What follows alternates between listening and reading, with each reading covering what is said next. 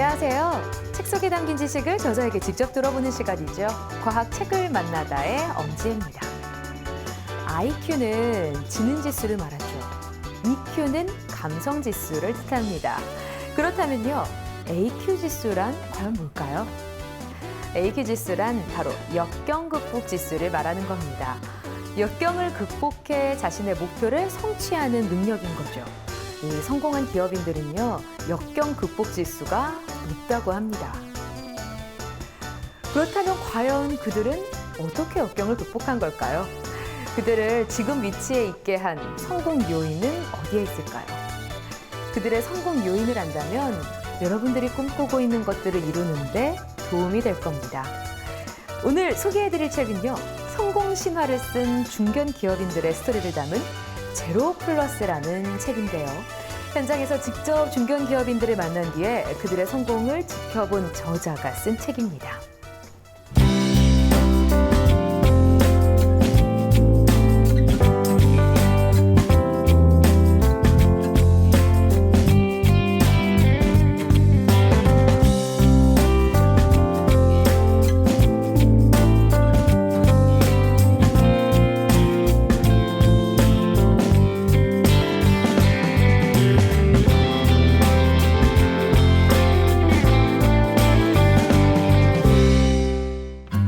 제로 플러스에는 중견 기업가들의 성공 스토리가 담겨 있습니다. 이 책의 저자는 자동차 회사의 협력사들을 진단하고 또 지도하는 업무를 해오고 있는데요. 그러면서 만난 1000여 명이 넘는 창업주와 전문 경영인들 중에 귀감이 될 만한 사례들을 들려주고 있습니다. 무에서 유를 창조한 그들의 비법은 무엇일까요? 중견 기업가들은 처음 일을 배우기 위해 택한 곳이 바로 중소기업이었습니다. 우선 장사를 배우기 위해 큰 회사에 취직하기보다는 중소기업을 택했다.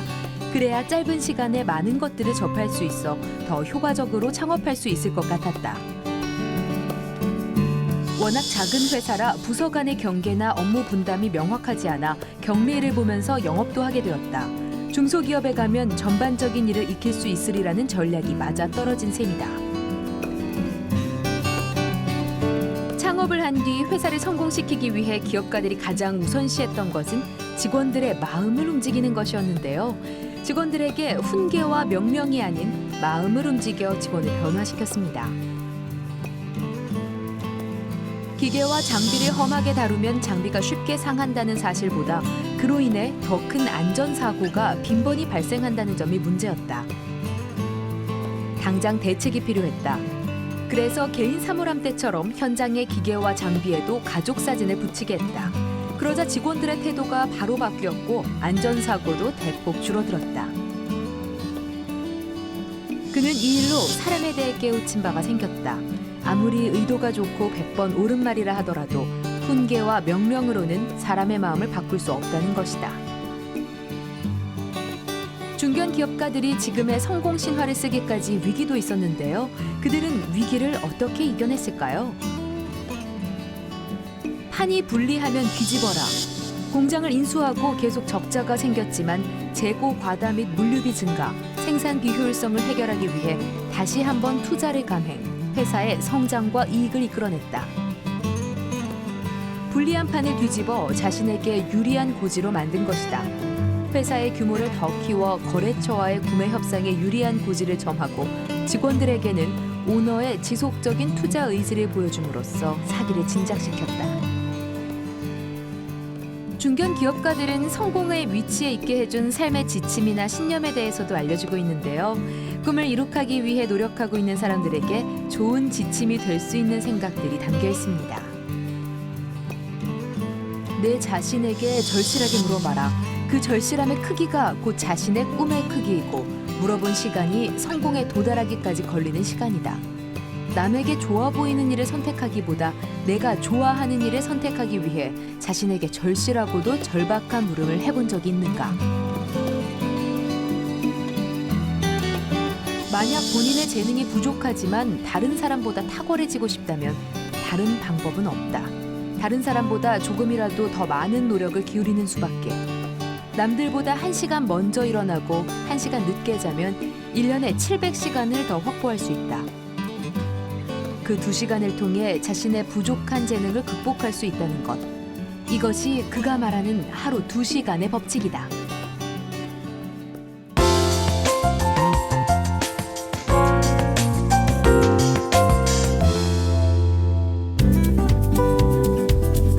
네, 제로플러스의 저자 박상복 씨 나와주셨습니다. 안녕하세요. 네, 초대해 주셔서 고맙습니다. 네.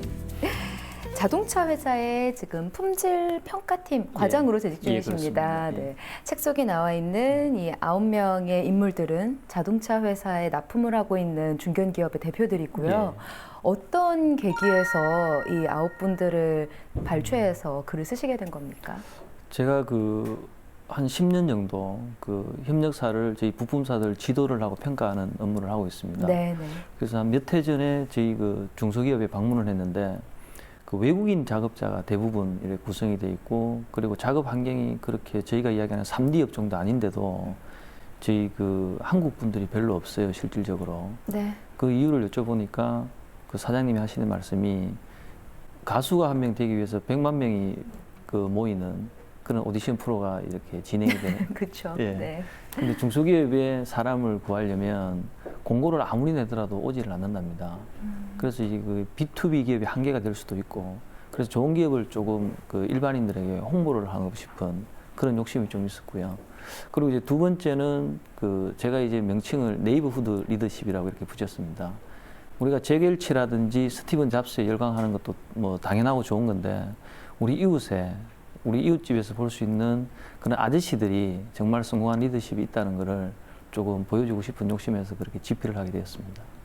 말씀하신 것처럼 유명인들의 성공 신화에서 느끼는 어떤 위화감이 이 책에선 잘 안 느껴지고요. 오히려 이웃집 아저씨들의 따라가고 싶은 이야기라는 이 따뜻함이 더 많이 끌렸던 것 같습니다. 자, 이 9인의 대표들 사원이었을 때부터 남달랐더라고요. 그렇죠. 어떤 모습이었는지 설명을 좀 해주시죠. 보통 이제 그분들은 제가 이렇게 만났을 때 자존감이 상당히 강했다고 저는 생각이 됩니다. 네. 그래서 대부분 이제 저희가 이야기하는 학력이나 배경, 그런 소위 스펙보다는 자기 자신이 나중에 성공할 수 있다는 그런 자존감, 내가 열심히 하면 나중에 내 손으로 만든 회사를 일굴 수 있다는 그런 자존감을 가지고 처음부터 조금 오늘로서 직장 생활을 시작을 한 거죠. 마음가짐만은. 마음가짐. 예. 네. 내가 비록 아직은 사원이지만 언젠가는 이 회사의 주인이 될 거다라는 그런 맞습니다. 자존감이 가장 큰 역할을 했던 거군요. 그래서 그런 건지요. 이 책에 나오는 대표들은 위기의 상황에 이 부도가 나는 회사, 이런 회사들을 인수하면서 그 위기를 많이 넘어가더라고요. 사실 어렵잖아요. 어렵죠. 부도 난 회사를 자기가 인수해서 키운다는 게요. 그들에게만의 그 자존감 이상이 뭔가 더 큰 요인이 있었을까요? 제가 볼 때 한 2가지 정도로 좀 말씀을 드리고 싶은데요. 네. 첫 번째는 그분들이 이제 회사를 인수할 시점에 대부분 경제적인 개인적인 경제적인 삶은 어느 정도 해결이 좀 된 상태입니다. 그런데 이제 회사를 좀 키우고 싶은 욕심도 있고, 그런 찰나에 이제 부도난 기업을 많이 접하게 되는데요. 네네. 자동차 기업 특징을 조금 보면 그분들의 심정을 좀 이해를 할 수가 있을 것 같습니다. 자동차라는 것은 한 6천 개의 우리 부품사들이 한 3만 가지의 부품을 가지고 조립을 해서 만드는 하나의 종합산업이거든요. 그렇죠. 예. 그래서 자동차를 종합산업에서 부품이 하나가 부족하게 되면 자동차는 조립이 안 됩니다. 네네. 조립이 안 되면 대부분 또 저희 한국에서 만드는 자동차들이 수출을 하고 있거든요. 그래서 부도가 나게 되면 자동차 조립이 안 되고, 그리고 수출이 안 되는 그런 이제 경제적인 연결고리가 되어 있기 때문에 그런 것을 본인들이 조금 끊고 싶어 하는 그런 좀 사명감, 그런 게 좀 강했고요. 그리고 두 번째는 조금 저희가 이야기하는 불굴의 모험 정신을 해야 되나? 저는 도전 정신이라기보다는 좀 모험을 조금 즐긴 분들입니다. 그거를 통해서. 그리고 그거를 부도난 회사를 정상화시키는 과정에서의 자기들에 대한 만족감, 이런 걸 조금 즐겼던 분들이라고 좀 여겨집니다.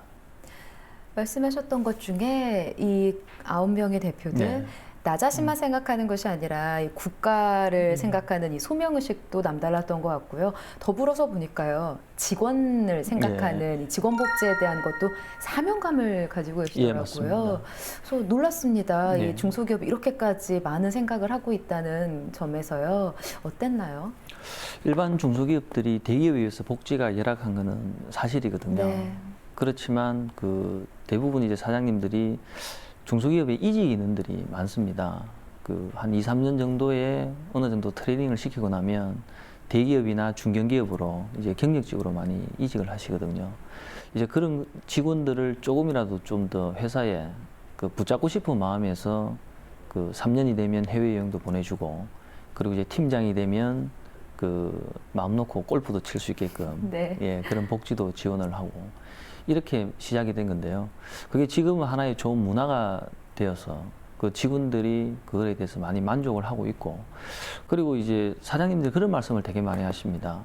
정말 나의 가족이다. 우리 직원들은 그 한 사장님은 이제 그 제 책에도 소개를 좀 드렸는데 그 가족이 힘들다고 해서 그 가족을 버리지는 않는 거거든요. 그쵸. 그래서 네. 회사가 힘들다고 해서 말로만 가족이 아니고 정말 회사가 힘들지만 직원을 껴안아야 되고 그리고 내가 누리는 사장으로서의 누리는 조금 혜택도 있을 거 아닙니까, 그죠? 그것도 내가 누리는 것도 우리 직원들이 똑같이 누려야만 가족이다 이거죠. 그래서 진정한 가족을 좀 실천하기 위해서 그 자신이 누리는 것을 똑같이 복지에 적용하는 그런 회사들이 대부분 우리 그 제가 소개한 회사들입니다. 가장 기본적인 건 참 따뜻한 분들이다. 네. 그렇기 때문에 성공했다라는 생각이 들더라고요. 예, 예. 사람의 마음을 사는 것이 성공에 가장 중요한 거다라고 예. 얘기하신 이제 예, 대표님도 맞습니다. 있었는데요. 사람을 얻게 되는 방법, 이 사람의 마음을 얻는 방법 옆에서 관찰하시면서 어디에 있다고 느끼셨습니까? 저도 이 책을 집필하면서 제가 참 많이 배웠습니다. 그 사장님들하고 평소에 알고 계셨던 거를 좀 끄집어내고 또 제가 이제 이야기를 그 직원들을 통해서 그 사장님의 모습을 또 이래 제가 그려내고 이러면서 아, 과연 그분들이 회사를 성공시킨 비결이 뭘까? 근데 이제 대부분 사장님들이 직원들에게 도움을 받는다고 생각을 하십니다. 내가 이제 네. 굴림을 하는 게 아니고 나는 돈과 자본을 댔지만 나머지 내가 갖고 있지 않은 부분은 직원들의 능력이라든지 열정 이런 거 이제 직원이 같이 낸 동업자라는 관계를 많이 생각을 하고 계시거든요. 그렇기 때문에 수직 관계가 아니고 수평적 관계에서 그 같은 동업자라는 마음을 갖고 직원들에게 똑같이 그 경영 현황도 설명을 하고 그 제가 소개한 데 그 신기인터모빌이라는 회사가 있습니다. 네. 그게 지금 이제 고 김인찬 회장님 되셨지만 항상 점심을 노조위원장하고 드셨어요, 회사에서. 네. 그리고 지금 그 장족화분이 이제 그 대표이사를 하고 계신데 그 김민규 사장님도 지금은 항상 그 노조위원장하고 식사를 하시면서 경영상에 있는 좋은 점, 애로사항을 그 현장에 직접 매일 설파를 하시고 서로 같이 공유를 하는 그런 소통을 통해서 서로의 마음을 공감대를 확인을 하는 거죠. 왜 부부가 대화를 안 하면 무슨 생각을 하는지 잘 모르지 않습니까? 그죠? 그런 식으로 정말 그 소통을 통해서 그 서로 마음을 움직이는 그런 것을 많이 봤습니다. 본인이 직접 자기를 서술한 성공기가 아니라 예. 관찰을 하셨잖아요. 예, 객관적인 예, 그렇습니다. 입장에서. 예. 그렇다 보니까 말씀하신 것처럼 정말 더 많이 배우셨을 것 예, 같은데요. 이 청년들에게 예. 또 이 시대를 살고 있는 우리 중추인 장년들에게 가장 이 구인의 대표에게서 배워야 될 점, 또 예. 감동을 해야 될 점을 어디에 있다고 생각을 하십니까? 대부분 저희는 이제 생각을 많이 하거든요. 책을 통해서도 제가 생각을 하고 많은 생각을 하지만 그분들은 과감히 실행을 한 거, 그리고 이제 그 실행을 통해서 실패를 하더라도 그 실행을 통해서 배운 거를 자기가 이제 몸으로서 익히는 거거든요. 그래서 그 촉수가 대단히 성공에 대한 촉수가 많이 발달했다라고 저는 좀 생각을 하고 있습니다. 그래서 그 9분들이 그 실행을 통해서 배우고 또 실패를 하더라도 또 다른 걸 선택할 수 있는 여지가 있었기 때문에 또 열심히 하면 된다 이런 생각을 많이 하셨거든요. 그래서 지금 우리 많은 뭐 저를 포함한 이제 저희 20, 30대들이 여러 가지 고민이 많을 것 같습니다. 네. 근데 일단 몸이 한번 움직여 보면 그 고민은 별거 아니라는 생각이 많이 들거든요. 그래서 뭐든지 생각만 할 게 아니고 한번 몸을 한번 움직여 보는 거, 그런 게 좀 중요하지 않을까 그렇게 생각을 하고 있습니다. 대기업도 그렇고요. 다 모든 기업인들이 참 힘이 들다고 하더라고요. 이 구인의 대표들도 이제 힘든 거를 많이 겪어나가야 된다는 이야기들을 많이 했는데요. 이것을 쓰시면서 정말 심정적으로 많이 친해지셨을 것 같아요. 맞습니다. 가까우셨고요. 이 대표분들에게 전하고 싶은 이야기가 있으신가요? 예, 많죠. 네. 제가 짧게는 한 2, 3년, 길게는 한 6, 7년 정도 그 업무를 하면서 계속 접했던 분들이고, 제가 그분들을 지칭할 때 대한민국의 자존심입니다라고 말씀을 드리거든요. 정말 그 한국을 위해서, 그리고 이제 그 후세들을 위해서 그분들이 이제 판을 벌려 놓는다라고 말씀을 많이 하십니다. 그래서 판을 벌려 놓은 거를 저희 젊은 세대들이 그 판에서 마음 놓고 이렇게 뛰어놀 수 있도록 그렇게 하겠다는 그런 소명의식도 갖고 계시기 때문에 정말 저희가 감사를 해야 되고요. 그리고 또 저희가 정말 좀 존경을 해야 될 분이라고 저는 생각을 하고 있습니다. 그래서 그분들이 그 많은 그 경영의 노하우를 저희 젊은 세대들에게 좀 전해주시고, 그리고 이제 마지막까지 저희 그분들의 다 꿈이 이루어질 수 있도록 저희 뭐 하여튼 저희가 지원할 수 있거나 저희가 도울 수 있는 거는 열심히 돕도록 그렇게 하겠습니다. 예. 네. 제로플러스의 저자 박상목 씨 모셔서요. 이 중소기업가들의 성공 스토리를 쫙 들어봤습니다. 맨손으로 이룩한 그들의 성공 신화. 어쩌면 우리 아버지 이야기일 수도 있고 옆집에 있는 아저씨의 이야기일 수도 있기 때문에 더 마음속에 다가오는 게 아닌가 싶습니다. 이분들에게 성실성과 절실한 만큼 중요했던 건 사람을 사랑하고 생각하는 이 따뜻한 마음이 아니었나 싶은데요. 우리 젊은이들에게 어떻게 인생을 살아가야 되는지 지침을 함께 줄 수 있는 책이 아니었나 싶어서 좋은 시간이었습니다.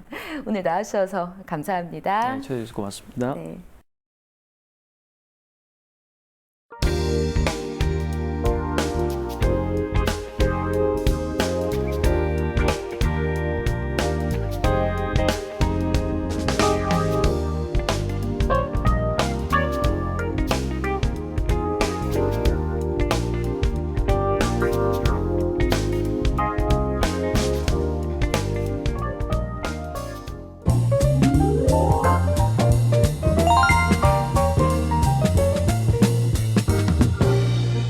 화제의 신간을 소개해드립니다. 과학 철학의 노벨상이라고 일컬어지는 러커토시상을 받은 우리나라 저자의 책과 또 제2의 뇌라고 불리는 소화기관에 관한 내용을 담은 책 소개해드립니다. 함께 보시죠.